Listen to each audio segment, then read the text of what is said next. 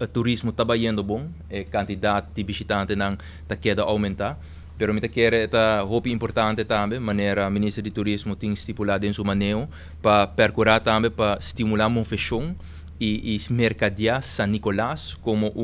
sítio para os turistas, para assim brinda informação, pero também explica que cultura por hasi na San Nicolás. Então, em 4 dias aqui,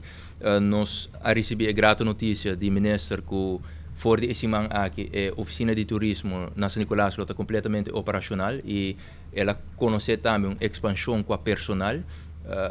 ou nossa oficina de turismo a ser contrato com 2 tour operators, 2 pessoas, que está certificado também, segundo o programa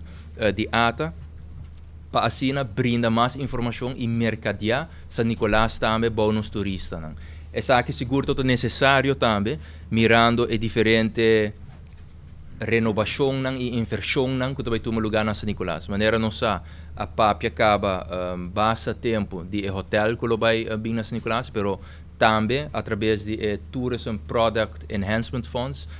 ministro de Turismo a alocar fundo para assim invertir em renovar Rogers Beach por completo, amplia parqueio, pero também amplia e beach não mesmo, zowel para local como para turista. Pero no mesmo momento também groundbreaking de lo que está Baby Beach lo toma lugar em esse mang ng nos dilante. Adicional também, me quero mencionar que outro manhã essa geração San Nicolás Business Association a organizar symposium of conferência como lo queríamos, pero a meta tá para assim investor apresentar plano concreto de projeto